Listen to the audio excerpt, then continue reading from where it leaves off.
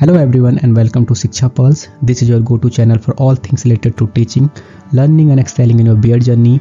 तो last video जो इस चैनल पर आई थी उसमें हमने डिस्कस किया था action research for the geography pedagogy subject.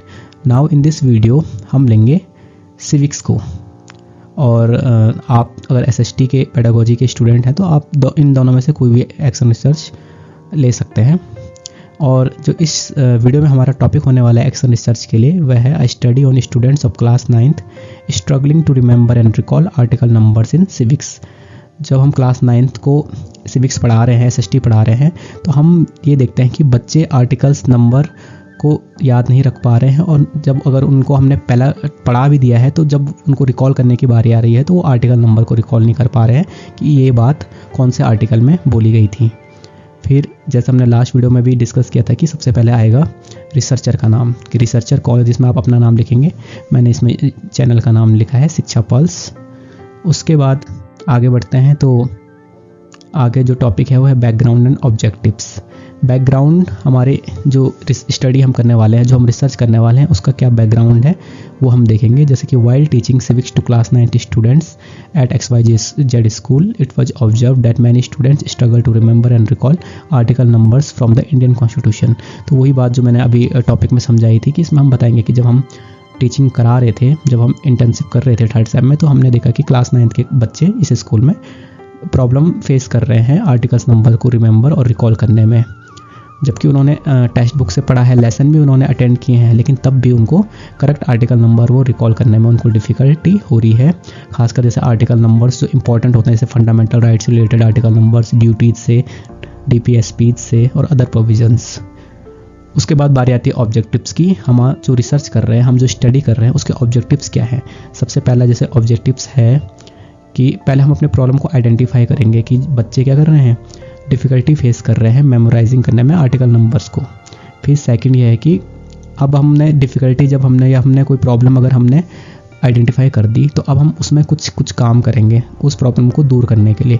जैसे हम क्या करेंगे, मेमोरी टेक्निक्स इंट्रोड्यूस करवाएंगे, निमोनिक्स का यूज करेंगे, स्टोरी टेलिंग का यूज करेंगे और माइंड मैप्स का यूज करेंगे.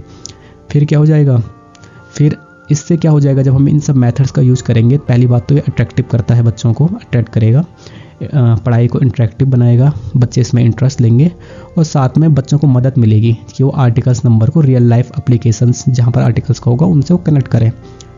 फिर लास्ट में जब हम उनको आर्टिकल नंबर्स वगैरह में इंटरेस्ट आ जाएगा या जब वो उनको रिमेंबर और रिकॉल कर लेंगे तो उससे जो उनकी सिविक्स को लेकर जो उनकी समझ है या जो उनकी लर्निंग है सिविक्स में, वो और ज़्यादा इंटरेक्टिव और इंगेजिंग हो जाएगी.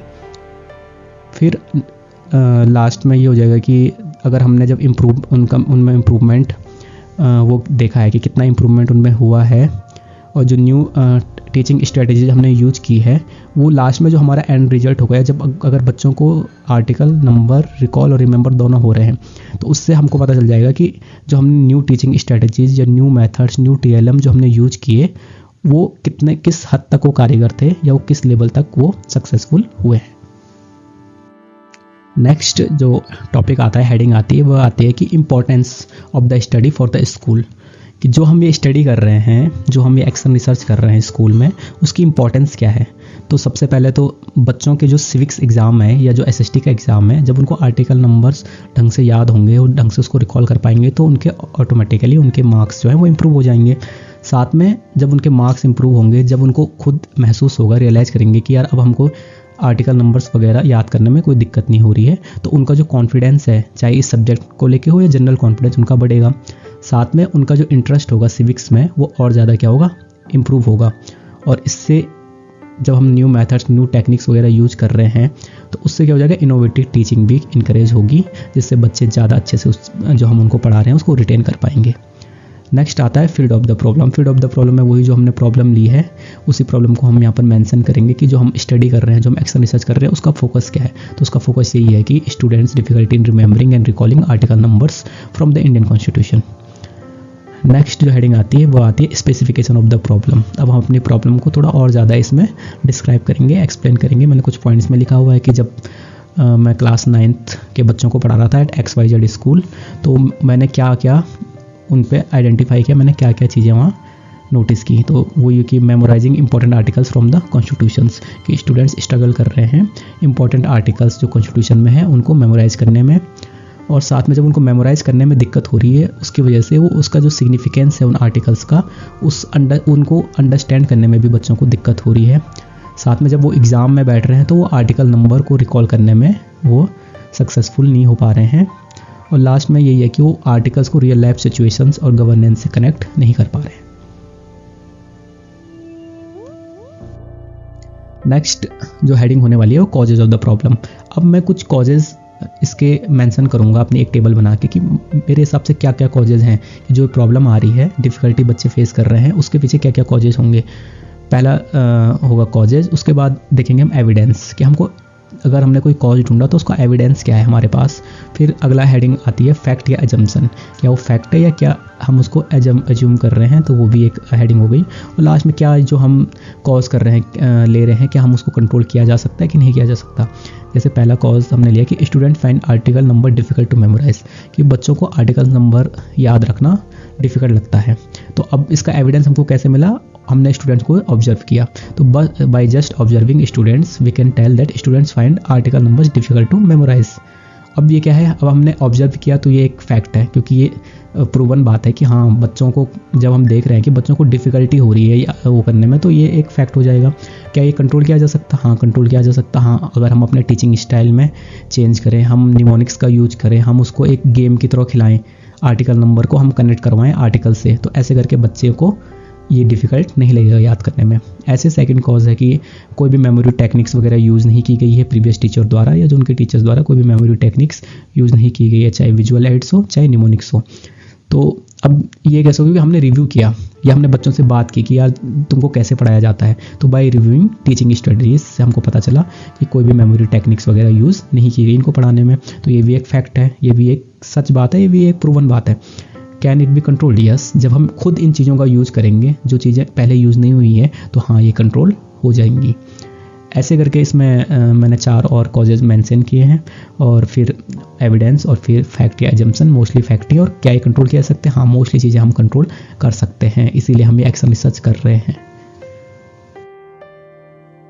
नेक्स्ट बारी आती है एक्शन हाइपोथेसिस की, जो कि सबसे इम्पॉर्टेंट एक वो हो जाता है, पॉइंट हो जाता है हमारे एक्शन रिसर्च में, कि जहाँ पर हम पॉसिबल जो सॉल्यूशंस हैं कि क्या क्या हम कर सकते हैं इस प्रॉब्लम को दूर करने के लिए, और क्या क्या परिकल्पनाएं हमने की हैं, तो वो यहाँ पर हम मेंशन करते हैं। जैसे सबसे पहले मैंने लिखा है कि using mnemonics and story telling techniques, mnemonics और स्टोरी टेलिंग टेक्निक्स का यूज करके स्टूडेंट्स आर्टिकल नंबर को ज़्यादा अच्छे तरीके से याद कर पाएंगे। अब ये ऐसा हो जाएगा कि जैसे हमने सपोज़ कोई स्टोरी बना दी आर्टिकल्स नंबर को लेके, या हमने निमोनिक्स का यूज़ कर दिया, हमने कोई ट्रिक्स बना दी, तो उससे बच्चों को वो इजी लगती है याद करने में, बच्चे उसको कनेक्ट कर पाते हैं कि आर्टिकल नंबर ये है और इससे ये वाला जुड़ा हुआ है, तो ऐसे करके उनको एग्ज़ाम में भी रिकॉल करने में ज़्यादा दिक्कत नहीं आएगी। साथ में हम केस स्टडीज़ का यूज़ कर सकते हैं, साथ में हम रियल लाइफ एग्जाम्पल्स का यूज़ कर सकते हैं उनके अंडरस्टैंडिंग को इम्प्रूव करने के लिए। Regular quizzes, flash card activities, mind maps वगैरह भी हम यूज़ कर सकते हैं। साथ में हम स्टूडेंट्स को इनकरेज कर सकते हैं कि वो अपना खुद समरी चार्ट्स बनाइए, जिससे जो इन्फॉर्मेशन है वो ज़्यादा अच्छे से वो रिटेन कर पाएँ। साथ में इंटरेक्टिव गेम्स वगैरह मैं बता चुका हूँ पहले, ग्रुप डिस्कशन वगैरह से ज़्यादा इंगेजिंग होता है।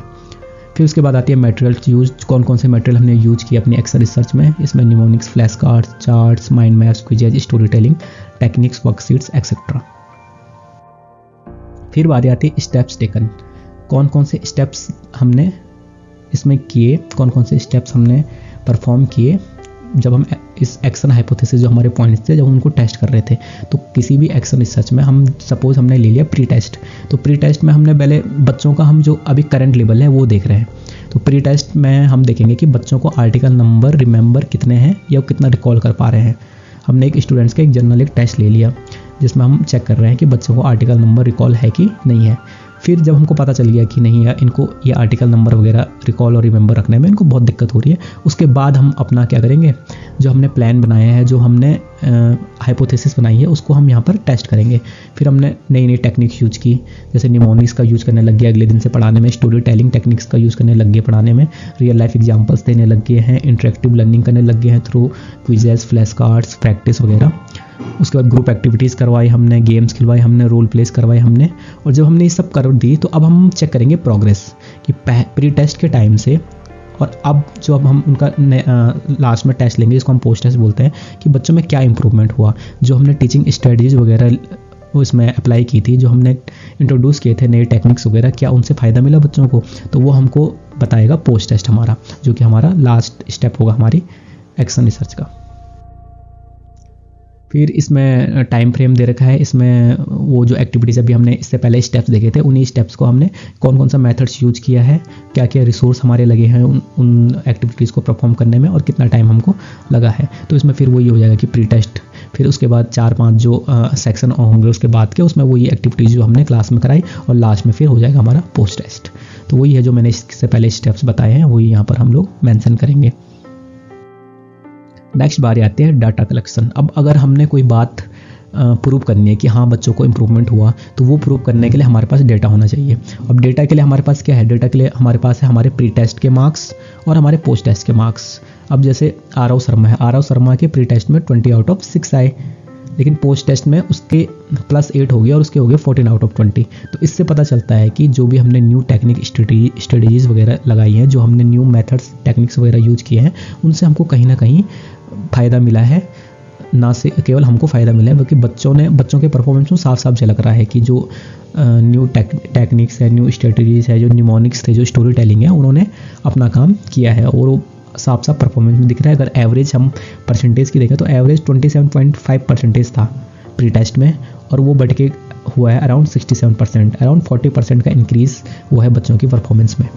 तो ये डेटा सफिशिएंट है ये प्रूव करने को कि जो हमने एक्शन रिसर्च में, जो हमने एक्शन हाइपोथेसिस करके जो हमने स्टेप्स लिए थे, वो सक्सेसफुली पास आउट हुए हैं।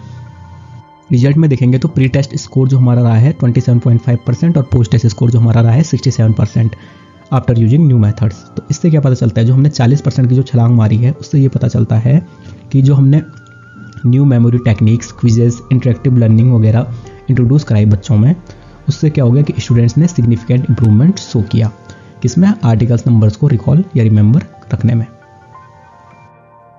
नेक्स्ट बारी आती है इवैल्यूएशन की। तो इवैल्यूएशन में फिर वही हम अपने रिजल्ट्स को इवैल्यूएट करेंगे कि हाँ students marks improve by 39.5% after introducing interactive teaching strategies, numerics, story telling and real life examples helped students remember articles better. तो फिर ये वही है कि जो हमारे ऑब्जेक्टिव्स थे वही हमने लगभग इसमें अचीव कर दिया है कि हाँ स्टूडेंट्स को अब सिविक्स और इंटरेस्टिंग लग रही है और इंगेजिंग हो गई है पहले से। रेगुलर क्विजेज और फ्लैश कार्ड्स जो हमने किए, उससे जो लर्निंग है वो और क्या हो गई है, इम्प्रूव हो गई है। कंक्लूजन में भी वही जो ऑब्जेक्टिव्स हमने लिखे थे शुरू में, वो हम लगभग अचीव कर चुके हैं, जिसमें वही कि ज़्यादा रिलेट कर पा रहे हैं रियल लाइफ केसेस से।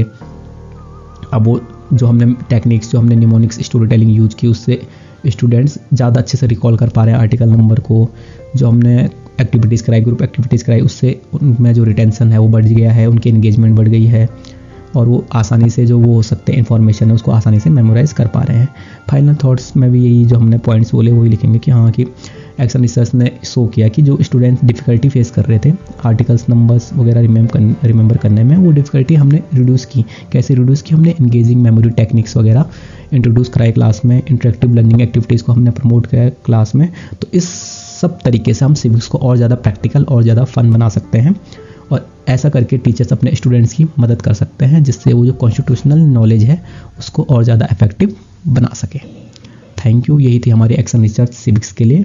अगर आपको वीडियो पसंद आई है तो please don't forget to like, share and subscribe Shiksha pulse.